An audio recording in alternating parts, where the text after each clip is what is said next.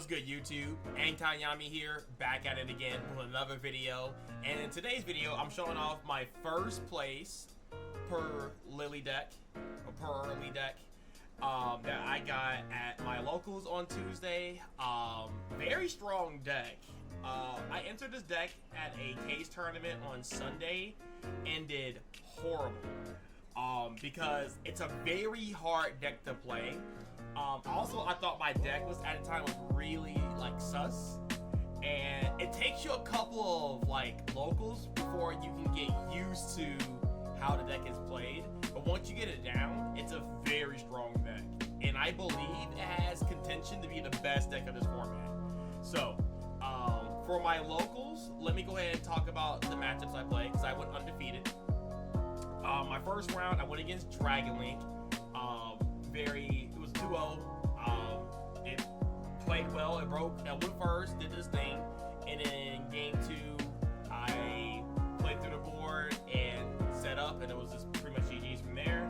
My round 2 was versus Rika. Shout out to Kenny.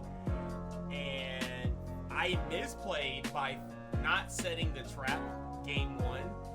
So yeah, for some reason I forgot to set the trap, and I got OTK'd. Games 2, I went first, did what I was supposed to do, sat on door, won, and in game 3, I opened up Shifter, and a whole bunch of hand traps and Fenrir, and won the game that way. So shout out to that. In round 3, I went against Rescue Ace. Round 4, I went against Rescue Ace. I'm not going to talk about those decks, but you play the fill spell, and that's pretty much how you're supposed to win that matchup.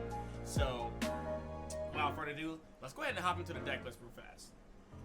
First, we're going to start off with the obvious, is you want to max out on the cats. So you play 3 Purrely,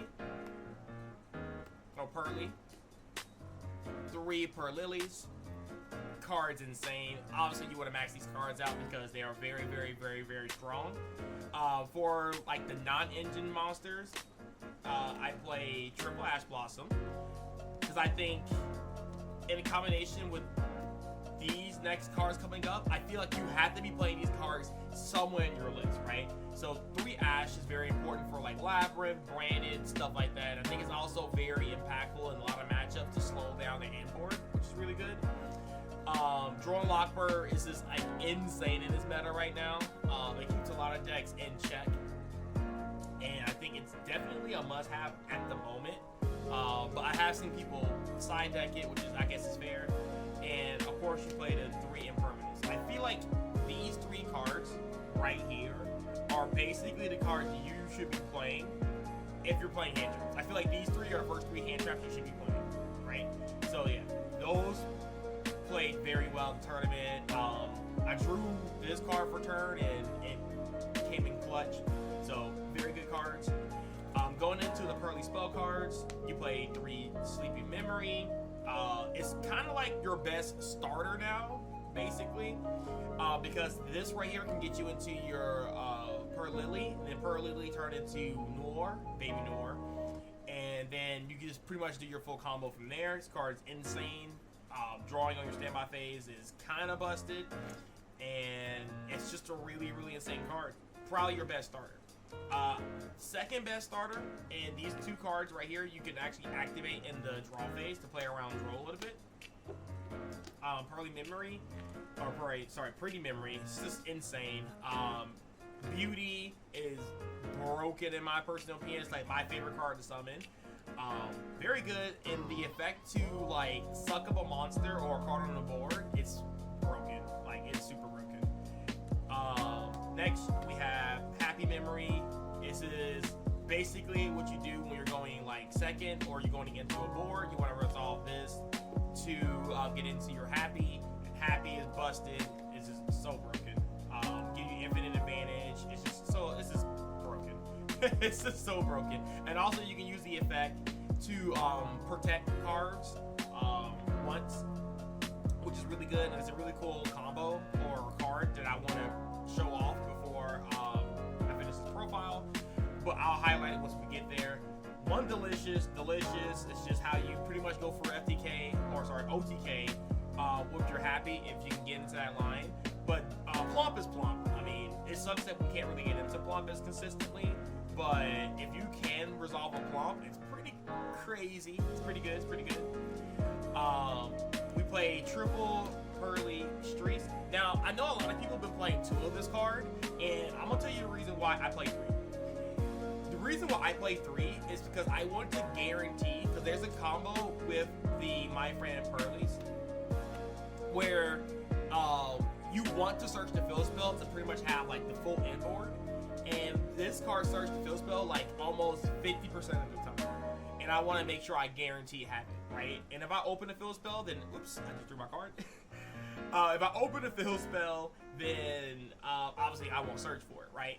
And then, of course, going second, depending on the matchup, if it's like Rescue Waste or something, you can keep this at 3. But a lot of times you can cut it to 2 or cut it to 1 because you don't want to like break on it. So I say it's matchup dependent if you want to keep this card at 3. But I side it out to 1 a lot, sometimes to 2, just depending on how many cards I put in my deck. But yeah, I think 3 is in my personal opinion, correct. In my humble opinion. I played 1 Leap and 1 Purrely. I wanted to test out this ratio because I think this card is not that bad, but it is not the best. And of course, per Leap is really insane. It's how you recycle cards. It's how you get into Big New War on your opponent's turn and draw 2 more cards, or sometimes 3 cards.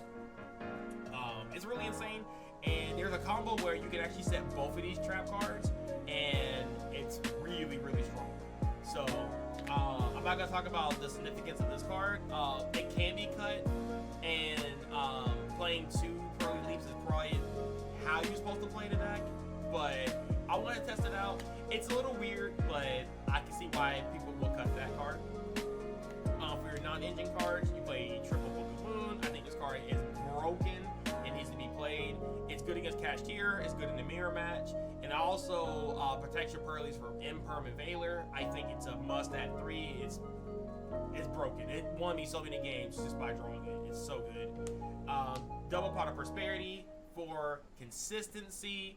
Very, very, very strong. And of course, I play Call by the Grave and Instant Fusion. Basically just saying, hey, if I open these cards, I can play through hand traps a lot better. So that is it for the main deck. And I do want to highlight Instant Fusion and where is Happy? And I want to highlight this real fast.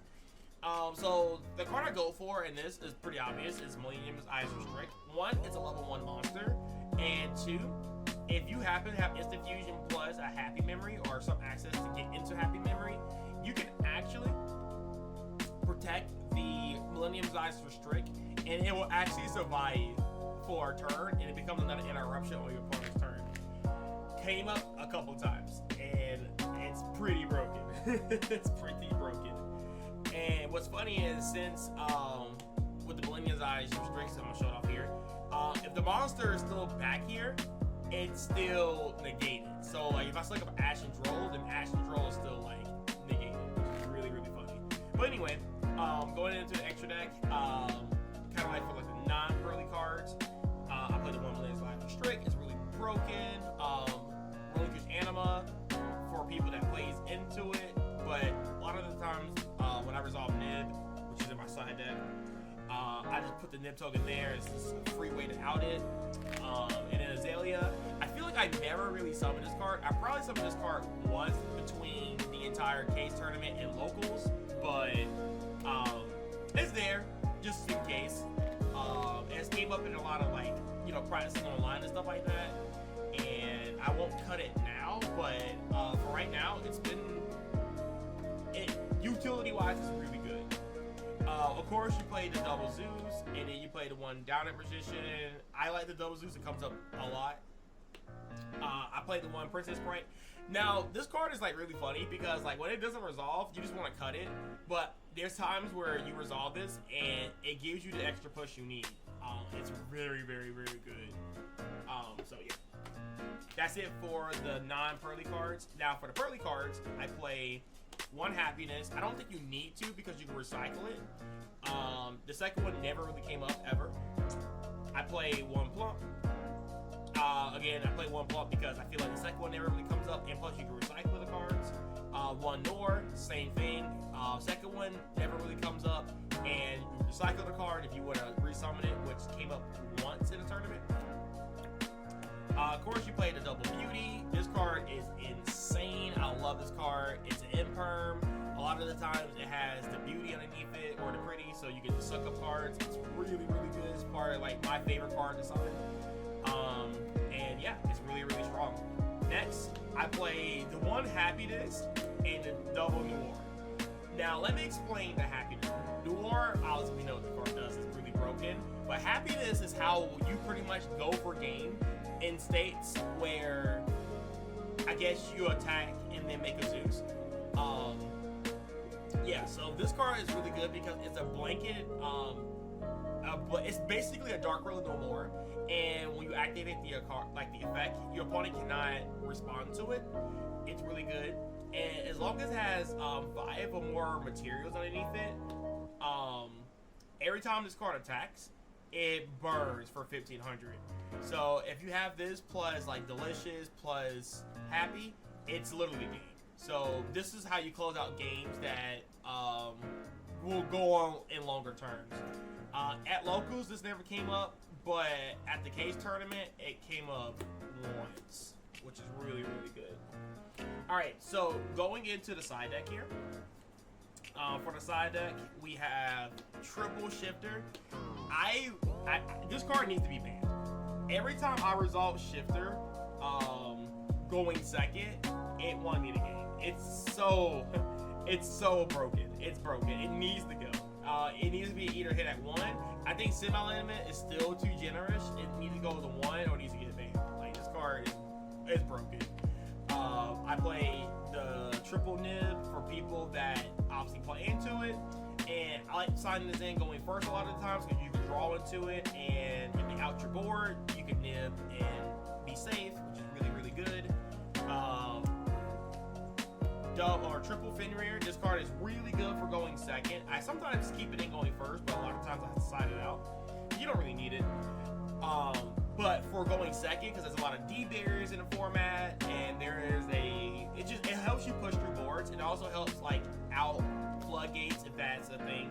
So it's just another like card that doesn't get hit by viruses like the Deck Devi or Eradicator. It's just a strong card. So Fenrir won me a ton of games and put a lot of pressure on board. Double Cosmic, Harpies. In the case tournament, this was a triple Cosmic, but I put it in the Harpies because if I go to get Rescue Ace, it's just like a free way to just wipe the entire back row, so that's why I kind of made that change. And of course, I play the Triple Eclipse. I have never resolved this card since I put it in my side deck. Even in practice, I don't feel like I resolved this card. So I feel like it could be something else because I don't think you need that many books. But I'm gonna still test it and see if it comes up. I have sided it a couple times, but never drew it, and yep, just never resolved the card. But in theory, I think it's a very strong card. All right, guys. Well, that's it for the deck profile. Hope you guys enjoyed it. And again, if you guys have any questions, leave a comment down below, and I will try to get back to you guys as soon as possible. And yeah, that's it. Peace.